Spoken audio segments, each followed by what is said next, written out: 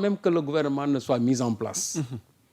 Ñu bëri lu ñu doon njëkk a wax non nous souhaitons que Sonko ne soit pas dans un gouvernement nous souhaitons que Sonko nekk conseil Diomaye wala Sonko soit mis à l'écart parce que ñu bëri ñoom dañ jàpp ne coalition c'est-à-dire tandem Diomaye Sonko dans un gouvernement ñoom danger la pour ñoom y compris les gens de la société civile parce que déggoon naa à l'époque Alioune Tine sax doon ko wax mais ba ñu jëlee Sonko def ko premier ministre moi je crois que c'était le meilleur choix léegi nag ñi nga xamante ne ñoom jàpp dañ ne Sonko waru woon nekk foofu parce que tant que Sonko ma ngi fay nekk aussi seen affaire du baax mais moo tax lu nekk ñu ngi koy jéem y compris j'ai dit y compris des pays yi nga xamante ne ñoom bu dëgg ba ceg ñi ngi œuvrer pour que ñoom ñaar ñu tas moi je connais un pays boo xamante ni lu ne jéem ñu ngi koy jéem pour que Diomaye se débarrasse tout simplement de Sonko mais nag pour wax leen ne Sonko primature feesul bëtam primature feesul bëtam gis nga nam fay xëyee këram dem liggéey noonu la mën a xëyee xool delluwaat cité kër góor gi dem toogaat foofu continuer les activités de son parti ku loolu moom bu yeboo nit ñi xam ko amul lenn lu fees bëtam même y compris le poste de président de la République feesul bëtam parce que bu feesoon bëtam ba ko Macky Sall joxe la possibilité de présenter sa candidature ñu éliminer Diomaye kon boobu def na ko mais xam nga gis nga nit il faut être prisonnier de sa parole gor ca wax ja mënoo taxaw nga ne man Diomaye mooy sunu candidat ñu xëy ubbil la brèche ne la mën nga présenter sa candidature nga ne non Diomaye sax newtu suñu candidat man maay ñëw su boobaa dafay am leneen loo xam ne day feeñ ci bëtu nit ñi moo tax ne serait-ce que pour sauver sa parole Ousmane Sonko a préféré déléguer la présidence de la République ñi naan ko nag nguur kenn du ko dénkaane peut-être que li lañ ci doon bañ mais aussi li ñu naan gor ca wax ja pour wan leen ne rek ne du loo xamante ni moo fees bëtam tey nag l'histoire est en train quand même de prendre une autre tournure mais li wër te wër ne mooy histoire lu mu tournure bu mu mën a jël toujours c'est le peuple souverain qui va décider Diomaye quelles que soient ses ambitions 2029 bu sampoon une très grande coalition si le peuple n'en veut pas il ne sera plus président de la République. ok Serigne Saliou alors dañuy terminer point boobu ak parti bi en question parce que defe naa Ousmane am na lu mu annoncé woon bi muy jeexal sortie bi bureau politique bi daje na am na lu ñu fa nas am na lu ñuy waajal alors boo mënee dikkaat ci enjeu yi ak ci objectif yi ndax tamit fi mu ne nii mi ngi bëgg imposer moom Ousmane Sonko njabootam mooy discipline de parti soxna tuuti ba mu mën a amee une yor bi nga xamante nii dikk na ci discipline de parti et rigueur militante dem na sax ba fàttali ne personne n'est au-dessus de la charte et des règles du parti wax jooju nag xanaa am na ku ko moom sëñ Saliou Ousmane Sonko frappe un grand coup d'ailleurs et réaffirme l'autorité de la charte du PASTEF face aux agissements fractionnistes observés au sommet de l'État. Il rappelle que nul ne peut se placer au-dessus des règles du parti. Pas même le président de la République. Ce coup de semonce intervient alors que certains utilisent des institutions publiques, dont le palais de la République, pour consolider des intérêts partisans, menaçant l'unité et la cohésion du mouvement patriotique. daje bureau politique bi. ginnaaw bi lii xewee ba noppi. non daje bureau politique bi moom en fait c'est pour. parce que man ñu bëri dañu defoon bureau politique day daje pour jël décision ci seen frère de parti. xëy na démarche fractionniste bi mu amee nii. non loolu xam naa ne ça viendra. Okay. Mais pour l'instant li gën a am solo. fan lañ jëm. waaw mooy d'abord mobiliser le parti comme ni ko Ousmane Sonko annoncé woon je veux tant de millions d'électeurs de militants pour mën a d'abord ñoom xayma nu ñu toll. parce que dafa am benn débat boo xamante ni moom lañ dugal ci bopp Diomaye y a beaucoup qui sont en train de lui dire que ñi nga xamante ne ñoom ñoo voté le Pastef soo jëloon tey militants yi ça tourne autour de 15-16%.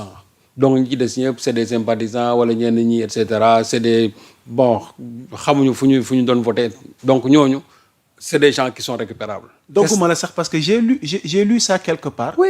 On parle même d'une arithmétique politique. bi ñuy wax ni maanaam tey c'est pas Pastef qui a donné à Diomaye ce qu'il a. moom laa la wax c'est-à-dire que voilà loolu lañ ko nit ñi gëmloo. ah ok. loolu lañ gëmloo ne ko donc ñi nga xam ne 54% yi. Pastef 16% la ci am. tout le reste c'est-à-dire c'est des gens yoo xam ne ay sympathisants lañ wala ñoo xamante ni xamuñu fu ñu doon voté finalement ils doon voté donc. ñooñu c'est des waaw mais ñoo xam nañu baaxul. parce que tey yaa Moussa. ñi nga xamante ne ñoom ñooy 16% yooyu admettons ko ñu 16% mooy ñi nga xam ne qui sont détenteurs de la carte. mais y a combien de gens aujourd'hui yow yoo xam ñoo xam ne ni dañoo dee ci Pastef te amuñu carte.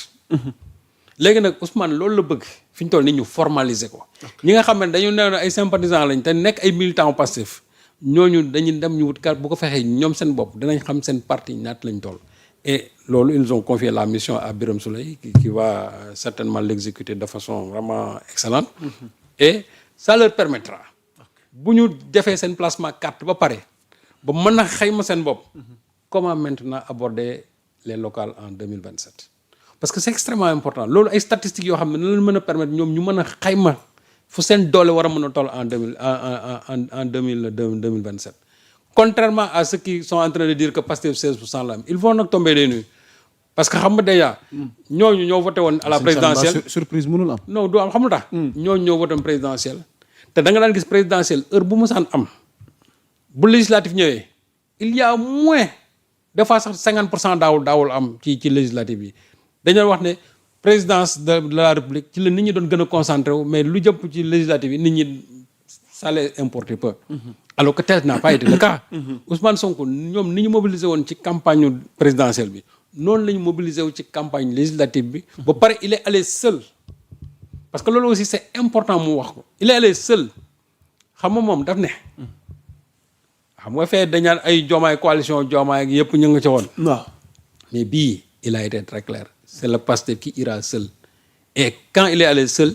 il a décroché encore les 54% yi nga xamante ne ñoom moom lañ amoon ci présidentielle bi ce qui veut dire quoi ce qui veut dire que ñooñu ce sont des militants de Pastef. duñu ce ne sont pas des sympathisants nii déedéet. ñooñu ce sont des militants soit détenteurs de la carte ou bien en tout cas de cœur du Pastef. et les législatives wane na ko léegi nag loolu dañ koy formaliser à travers le placement des cartes et 2027. je crois que les choses quand même vont être claires. ok defe naa waxtaan wi dafay dox di wéy yéen ñiy doog a dabe mun ngeen am seen i suggestion seen i question pour kilifa gi moom Serigne Saliou Gueye alors kilifa gi dañuy ñëw ci beneen fait d'actualité. fi mu ne nii nag moom la ay di jàmbat askan wi di ko waxtaane mooy la candidature de l'ancien président Macky Sall. aux Nations Unies portée par le président burundais également mi nekk à la tête de l'Union africaine. Parlons à présent de cette candidature parce que Serigne Saliou au départ ñu bëri ne woon nañ ne mënta ne ay rêve la dégg nañ ci sax soxna Yacine Fall mi jiite tey justice la mu ca waxoon ak ñeneen ñi ci amoon position yàlla mi dara teewul là on nous apprend que mujj na am bi mu amee ba noppi nag léegi perspective yi li ne sunu kanam mais laataa ñu ñëw ci li ne sunu kanam yow en personne Serigne Saliou Gueye defe naa lu ci yor yaatal ci boobu la candidature noo ko jàngate xam nga ñun dañ njëkk a bind daal ne l'ONU n'est pas un refuge en disant Macky face à sa dette de sang ma def benn interview ak Robert Bourgi qui a soulevé beaucoup de polémiques d'ailleurs. non boobu dama bëggoon nga denc ko. waaw dama ko denc mais qui a soulevé beaucoup de polémiques d'ailleurs waaw. man li ma ci dégg. waaw qui a soulevé beaucoup de polémiques d'ailleurs. waaw Robert Bourgi bi waaw léegi ci candidature mais qui a donné son sentiment par rapport à la candidature de Macky Sall. ok quel que soit nag ses liens d'amitié. candidature Macky Sall boo gisee ñun même tey yor tey bindaat nañ ci. am na lu ñu ci wax c'est-à-dire que vraiment l'incongruité vraiment de cette candidature là. benn xam nga ñi nga xamante ne dañuy nekk candidat aux Nations Unies. dañuy baaxoo yow sa dëkk yaa ma sa présenter sa candidature. loolu dafa am point yu bëri même su fekkee ne ce n'est pas un impératif catégorique.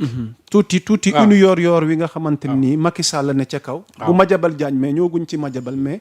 l'incongruité diplomatique du parrainage burundais. voilà dinaa ñëw ci loolu. xam nga tey Macky Sall bu ñu demee ba nga xamante ne mi ngi présenté candidature am. li ci gënoon jekk mooy sa réew jël ko porté ko sa réew bu ko porté